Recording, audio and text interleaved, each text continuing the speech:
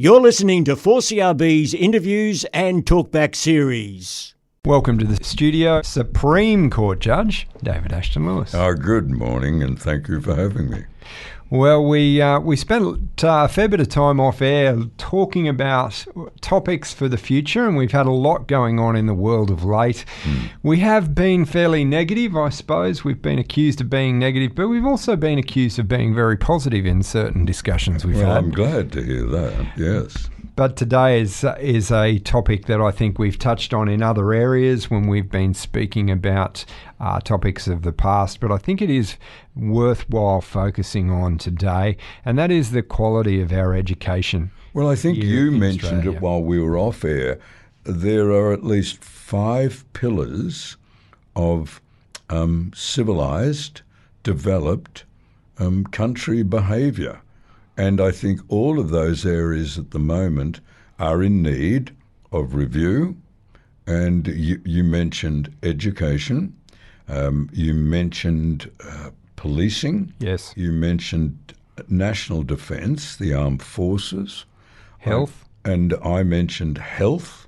And then there's the 5th one, which is a preparedness to provide for, protect and look after those who can't look after themselves. They, to me, are the markers of a developed, civilised society. And they should be the focus of any governing body, first and foremost. Whatever's left over is whatever's left over. If we can ensure the quality of our health system, it means that we have a very healthy society. If we can look after the quality of our education, and we're going to be speaking more on that today, we ensure that we're a very smart society. We are contributing to the world. We're making sure that the products or the services or the resources we provide are valuable to not only ourselves but the rest of the world as a whole. And we can see the slow decline, and you mentioned off air the demise of the Roman Empire, and I thought, now that is an absolutely brilliant parallel, and I like it's a great thing to raise again, the Cicero principle, but it is always good to look into the past and see what's happened to societies, what's happened in the past, and go, are there parallels here? Are there lessons we can learn? That is one of the problems today, how much looking into the past goes on.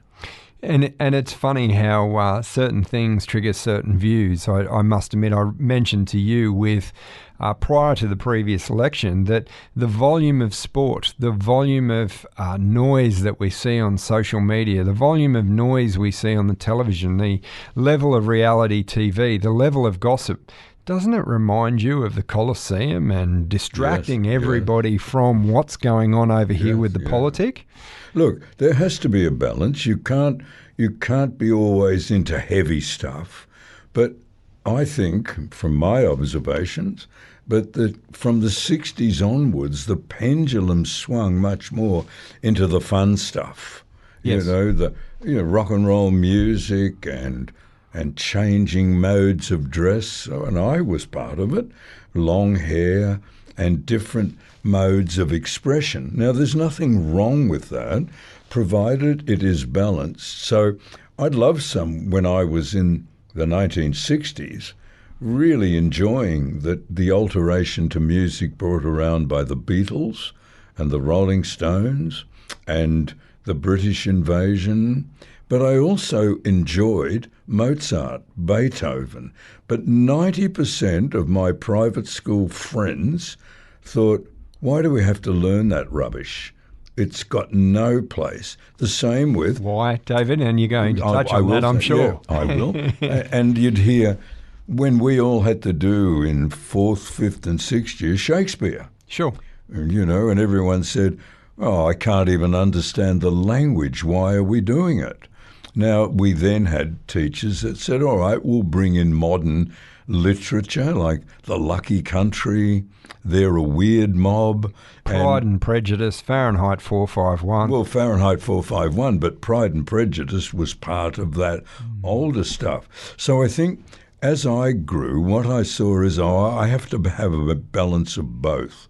So I have to know about the bravery of 19, 20-year-olds flying Spitfires in the Battle of Britain, when really, in those 4 months of 1940, it was clearly accepted that if the RAF did not knock the Luftwaffe, German Air Force, out of the sky, Hitler would invade. And you hear the speeches of Winston Churchill and saying, if we don't win this, we will be overtaken by mad science. Now, he was right. But how many young people today even bother to know about it, even bother to look back on it? Now, I did because I loved history, but I knew people in my age group. But isn't it bother? Is it? Because to me, I'm hearing it's taken out of secondary school. Well, look, we got to be careful, don't we? I'm not a teacher. I'm not up to date with what's being taught in secondary school, but I know when I speak to parents groups with those children, they know nothing. They are ignorant of classical literature, classical music. Yes, have your modern music. I mean, Ed Sheeran, a modern performer. I love his music. He's a brilliant young man. And so, but he's not all there is. Now, the trouble is, and again, you will remember, I did it, that when I was in my teenage years, you know, the Beatles and the Rolling Stones, and you lived in that genre, but I still liked the Peer Gynt Suite.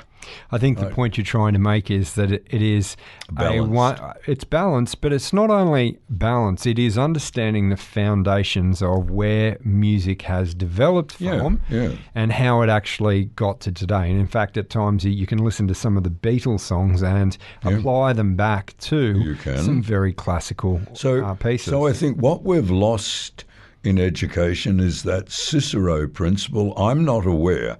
Now, again, we've got to be careful, Cole. We're not in the education system. But everything I see of it, you know, that you're learning about transgenderism. I have no objection to that. No objection. But that's not all there is in the life of man. And therefore, I'd want to see, yes, learn about it. Learn about Aboriginal studies. But if you're going to learn about Aboriginal studies, learn about the good things that have happened over the last 200 years. So, again, what we're talking about is the lack of balance and then losing eyesight in traditional things. Now, I will relate to my field, and I hope I don't bore the listeners. I studied law in the early 70s. And I had to learn, I had to study for 4 years in a law school. I had to pass 21 subjects in law.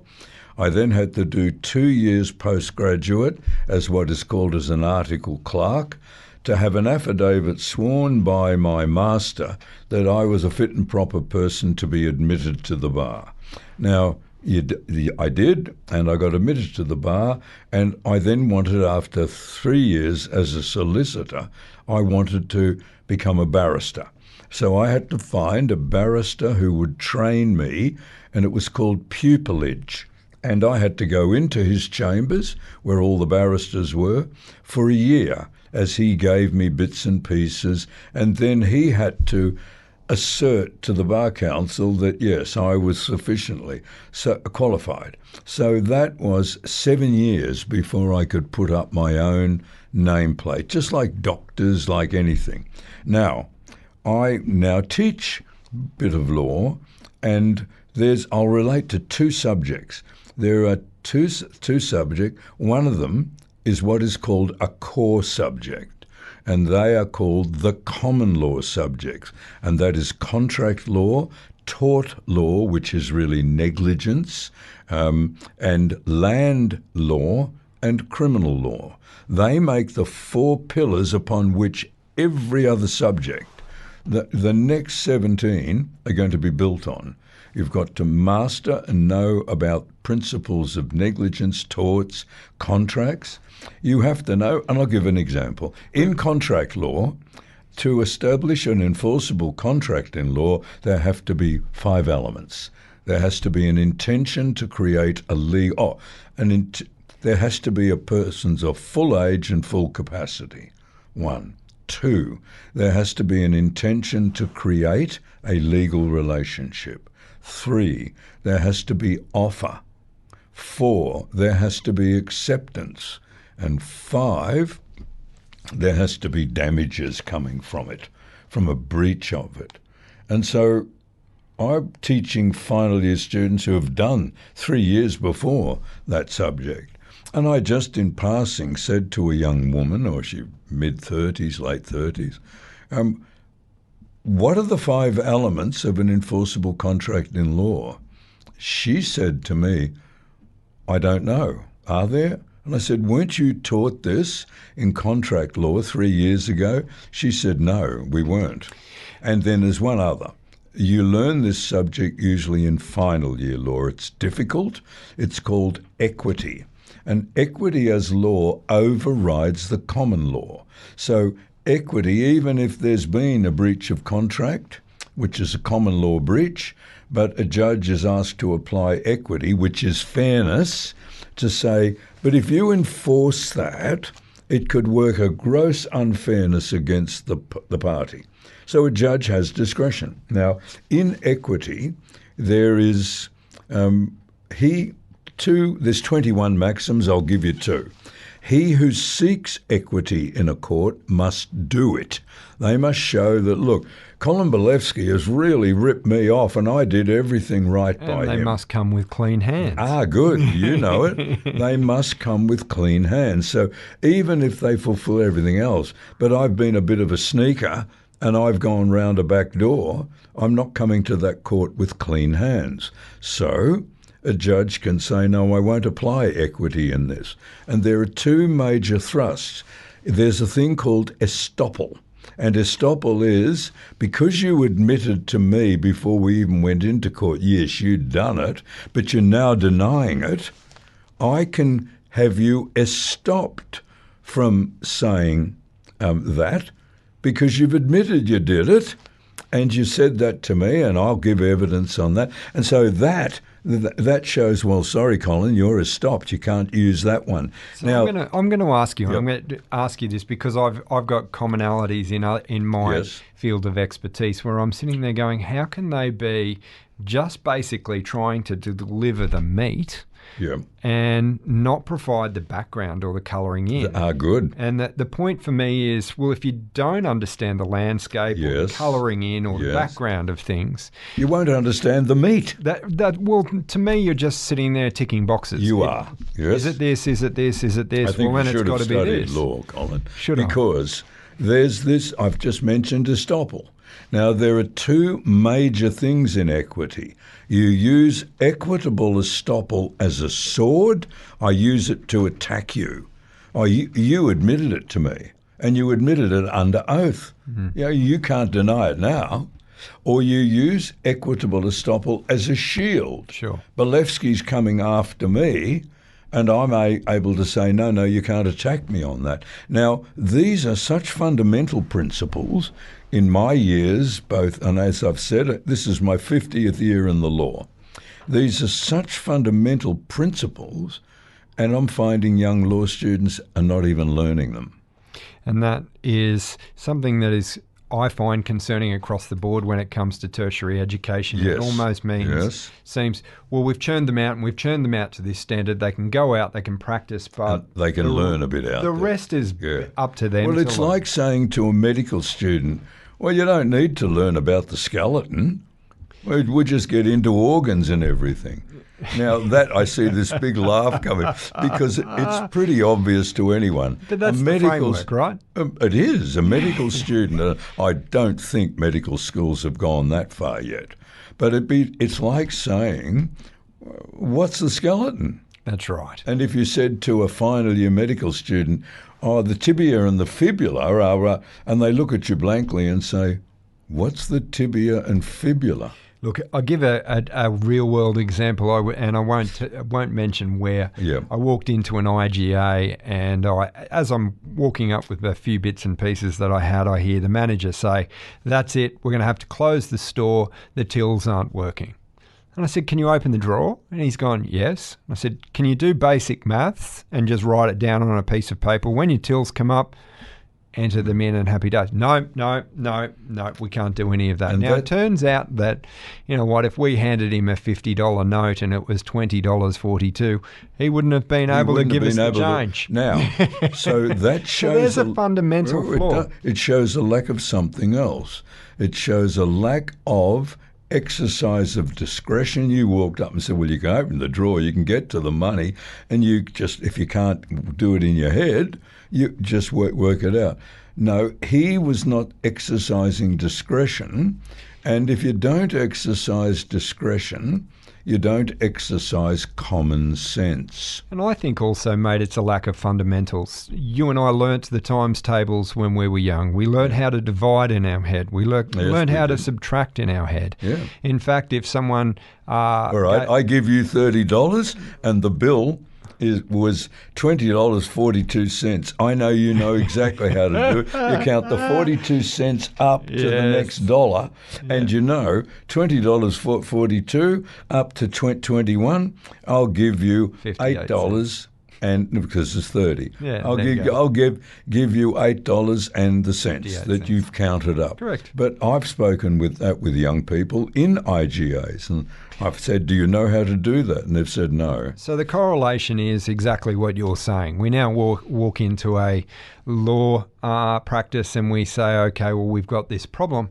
We actually have to go away and do research. And we're probably even being billed for that research because we need to have a complete understanding, which we should have got at university in the first place. Well, you still will have, because you certainly should have that knowledge, but usually every problem is unique. Sure. So you'll need to hear and take instructions, and where appropriate, I'll have to research to see whether what you're asking me, I know the law around it, but I now need to see whether there's any decisions being made that are on par with because that then arms me to go into court and say, well, I present to you, Your Honour, the case of Bolevsky versus Jones.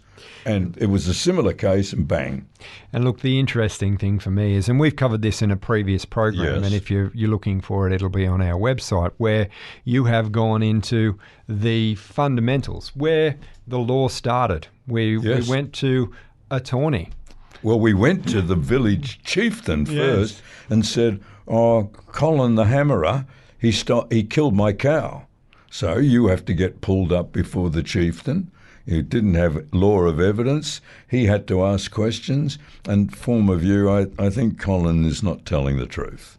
So, Colin, you've got to get, with your cows, your next calf has to go to David. And it started with that. And then, as you said quite rightly, the tawny. Yes.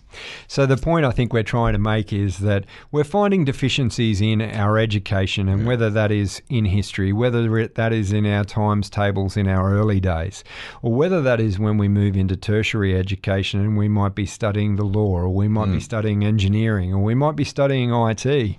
There are a number of things where the students that are coming through, we're having to fill in as employers or as people who are training people up, a lot of gaps that should have been there and solved to begin with. Okay. And that is a deficit in our education regime. It is a deficit. Again, how many young people under the age of 30 can tell you that before 1901, Australia didn't exist as a being? There were 6 independent little countries. And how many can tell you about how they got together from 1889 to 1900, sent their independent politicians to argue and debate, should we become one or should we remain separate? And then they decided, no, we'll become one. And thus the Commonwealth of Australia came into being. And so they're not learning these things. So very quickly, we've only got a short amount of time. We can see it in those other areas. Policing. Yes. Virtually a police officer now can't touch anyone unless there's a real threat. And and I'm sure you were scared of them in your early days, as I was. I was intimidated. Said to you, stop it. Yeah, you stopped, But now you get obscene language to a police officer and told, you go away, you can't touch me. Yeah, well, let's go to health. When I was growing in the 50s and 60s, there were only 3 foreign medical practitioners who could come here to practice medicine. That was the English doctor, an Irish doctor, and a New Zealand doctor, because we were satisfied, look, you've learnt in the same. I knew American medical school graduates practicing medicine in California so totally offended in the 70s that they had to do further clinical years just to satisfy that they could do it. Well, I'm not against letting others, not just keeping it for English, Australian and New Zealand and Irish, but I want to make sure that if that, I had an Egyptian doctor who was up in the highlands of Papua New Guinea. He was a bit rough, but he'd studied, and he was very proud that he'd studied medicine, MBBS, Bachelor of Medicine, Bachelor of Surgery, at the University of Cairo. And he made no hesitation saying, we followed the English curriculum. And then he, after about 5 years, he decided with his wife to move to Australia. I think he was using P&G as a doorway in. He got into Australia and he sat the foreign medical exams 3 times and failed. Wow. And he was told, your knowledge of the theoretical base, that's first, second and third year medicine, is good, but your clinical skills are simply not up to it.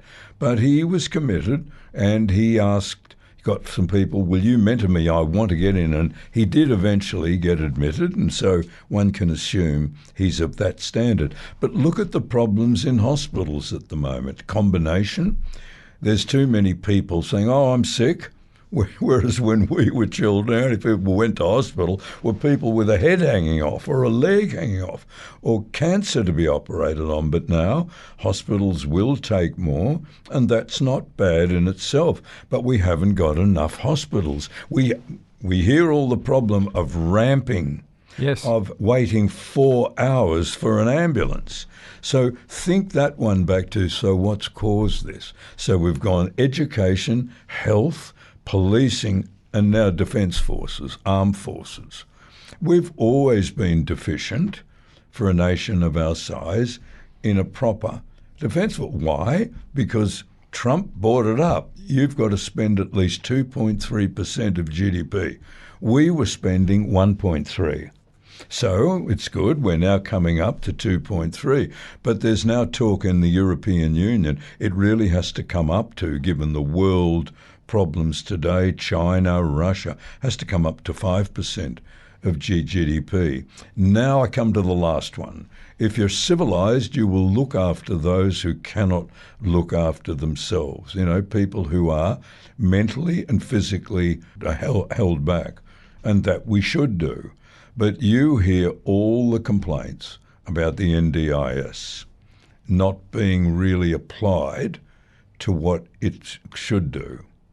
Look, it's to me, they're the fundamentals of who and what we are as a society. Yes. That's where the majority of our funding should be poured into to ensure that we are up to scratch and compatible. Yes. We hear things like, we're taking in too many people into the country with our immigration. Yes. It's an overall plan, isn't it? We need to be able to provide them housing and medical support, as well as education for the children that come in with them, as well as defend them if need be. Yes. Now, that is the requirement of our government. Yep. And whatever's left over, we can be looking at all the other things that we need, want, or love. Yes. Your reasoning is sound. I've got nothing against immigration, provided we can cater for them. So we've had 500,000 people come in just over the last 12 months. Do that again, you've added 1 million to your population. But if you're going to invite people here, you have to make the trip worthwhile. That's right. So with work, with education, with health, with housing. And there's been a terrible fall off in cost of living. All right, David, we're going to have to Wind it up. Wind it up. So your summary, please, sir. Well, my summary is, look, we're a compassionate society, and we need never to change that. But we need to balance our society with exercise of discretion and common sense. So we need to be knowing what happened before so we can improve it here, and we need to provide. It's no good just having a bit of the meat but not eating the rest of the pie. David Ashton Lewis, thank you very much for your time. Colin, thank you very much for your time. You've been listening to 4CRB's interviews and talkback series. Support local online content and become a financial supporter today at 4crb.com.